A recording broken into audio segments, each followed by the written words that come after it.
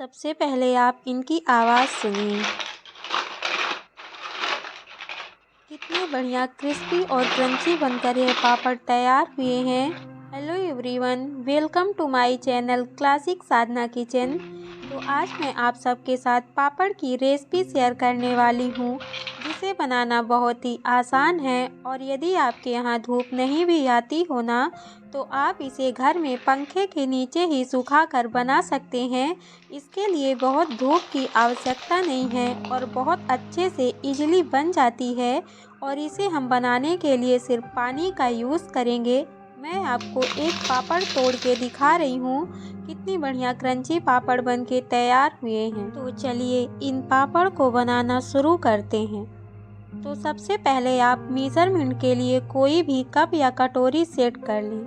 Measurement ना किसी भी रेसिपी को बनाने के लिए बहुत ही ज़रूरी होता है, इससे ना फेलर के चांसेस कम रहते हैं। तो मैंने यहाँ पर एक कप लिया है मेज़रमेंट के लिए। आप इसकी जगह पर कोई घर की कटोरी का भी यूज कर सकते हैं। तो मैंने यहाँ पर 1 कप भरकर सूजी लिया है। साथ ही मैंने यहाँ पर 2 चम्मच गेहूं का आटा और टेस्ट के अकॉर्डिंग नमक डाला है। तो मैंने यहाँ पर मोटी वाली सूजी ली थी, इसीलिए मैं इसे मिक्सर के जार में चला लूँगी। पर यदि आप पतली वाली सूजी का यूज़ कर रहे हो ना, तो उसको मिक्सर के जार में चलाने की कोई आवश्यकता नहीं है। तो इसके बाद मैंने यहाँ पर सबसे पहले 1 कप पानी ऐड किया है और इसे फिर से जार में चला लिया है। इससे होता ये है कि पानी और सूजी अच्छे से ब्लेंड हो जाएगी। तो यहाँ पर इसका टेक्सचर देखिए। तो अभी हमें और पानी की आवश्यकता है। तो मैंने यहाँ पर 1 कप सूजी के लिए 2 कप पानी का यूज़ करा है। इससे ज़्यादा अब हमें पानी डालने की आवश्यकता नहीं है। बस इसी से ही हमारे बहुत बढ़िया पापड़ बनकर तैयार होंगे। तो हमने इसमें बहुत ज़्यादा इंग्रेडिएंट्स भी नहीं डाले हैं, फिर भी हमारे पापड़ ना मार्केट जैसे, इवन मार्केट से भी काफ़ी ज़्यादा अच्छे बनकर तैयार हो जाएंगे। तो अब हम इस बैटर को एक बाउल में ट्रांसफ़र कर लेंगे। तो अब बैटर की कंसिस्टेंसी देखिए, बिल्कुल ऐसी ही होनी चाहिए। अब मैं पापड़ में फ्लेवर देने के लिए थोड़ा सा मैंने यहाँ पर हरी धनिया पत्ती ली है, जिसे मैं बारीक चॉप कर लूँगी। आप इसकी जगह पर करी पत्ता या फिर जो आपको पसंद हो वह फ्लेवर के लिए यूज कर सकते हैं। साथ ही मैंने इसमें हाफ टेबल स्पून खड़ा जीरा और 1 टेबल स्पून चिली फ्लेक्स भी डाला है। पर यदि आप बच्चों के लिए बना रहे हो तो चिली फ्लेक्स को ना स्किप कर सकते हैं। और यदि आप ज़्यादा तीखा खाना पसंद करते हो तो ज़्यादा क्वांटिटी में मिर्च ऐड कर सकते हैं। इसके बाद मैंने यहाँ पर स्टीमर को रख दिया है स्टीम होने के लिए। अब मैंने यहाँ पर कुछ छोटे साइज की प्लेट ली है। तो मेरे पास ना सेम साइज की कोई भी प्लेट नहीं थी, तो आज मैं पापड़ बनाने के लिए अलग अलग प्लेट का ही यूज़ करूँगी। साथ ही मैंने यहाँ पर एक बड़े से बर्तन में पानी भी रख लिया है। तो यदि आपके पास सेम साइज़ के प्लेट हो तो उसका यूज़ करेंगे, तो इससे ना पापड़ सेम साइज़ के ही बन के तैयार होंगे। इसके बाद मैं क्या करूँगी कि जो बैटर है उसे स्पैचुला से थोड़ा सा पहले चला लूँगी, क्योंकि सूजी ना नीचे बैठ जाती है। अब मैं डायरेक्ट ही इसको प्लेट में पोर कर दूँगी और इसे फैला लूँगी। तो यहाँ पर आप देखिए कितनी इजी प्रोसेस है। वैसे देखने में लग रहा होगा कि इसमें कितनी झंझट है, इसे बनाना डिफ़िकल्ट है, पर यह बिल्कुल भी डिफ़िकल्ट नहीं है। बहुत इजी प्रोसेस है और साथ ही साथ ना बहुत इसमें मज़ा भी आता है इसे करने में। बिल्कुल भी झंझट नहीं लगेगी। इनफैक्ट यदि आप करने लगेंगे ना तो आपको अच्छा ही लगेगा। अब मैंने सारे प्लेट में पापड़ का जो बैटर है उसे पोर करके उसे इवनली फैला लिया है। तो आपको यदि मोटा पतला जैसा पापड़ बनाना हो वैसा बैटर इसमें फैला दें। अब मैंने यहाँ पर जो स्टीमर लिया था ना वह इडली वाला सांचा था, पर यदि आपके पास कोई और भी स्टीमर हो तो आप उसका भी यूज कर सकते हैं। मैंने इसमें ढोकला वाला प्लेट रख दिया था और उसके ऊपर बैटर वाली प्लेट रख के 1 मिनट के लिए इसे स्टीम कर लिया है।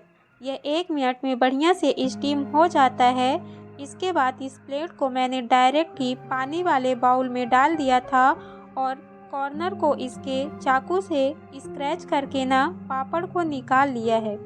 अब देखिए आप कितनी ट्रांसपेरेंट पापड़ बनके तैयार हुई है।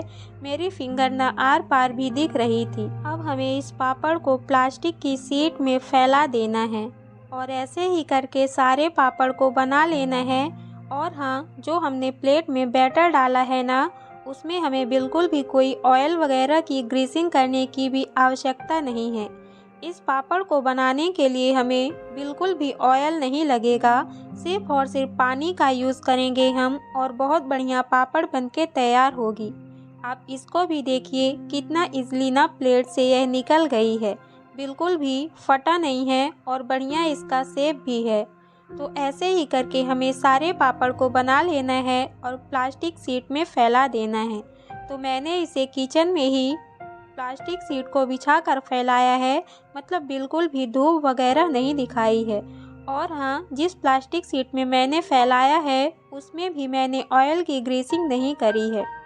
तो यहाँ पर 2 घंटे बाद ही पापड़ मेरे ना प्लास्टिक शीट को छोड़ दिए थे, मतलब पापड़ अच्छे से निकल रहे थे और ना तो यह टूट रहे हैं और ना ही यह फटे हैं।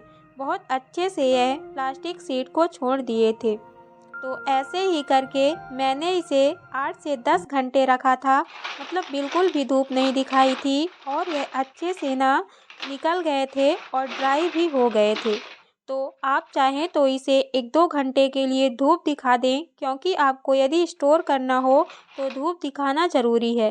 पर यह मेरे पापड़ कम क्वांटिटी में ही बनके तैयार हुए थे, तो मैंने कोई धूप वगैरह नहीं दिखाई है, क्योंकि यह खाने में इतने ज़्यादा अच्छे लगते हैं ना, मैं इन्हें जल्दी ही ख़त्म कर दूंगी, मतलब कि इन्हें स्टोर करके नहीं रखूंगी।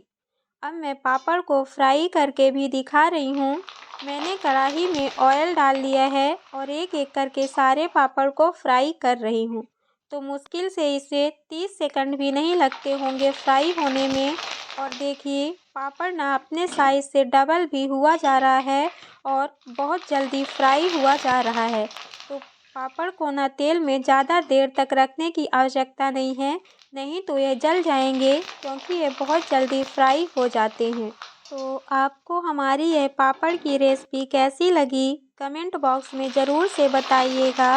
और यदि यह वीडियो आपके लिए हेल्पफुल हो तो वीडियो को लाइक और चैनल को सब्सक्राइब भी कीजिएगा, साथ ही साथ वीडियो को शेयर भी करिएगा। तो आप देखिए कितने बढ़िया पापड़ बने हैं।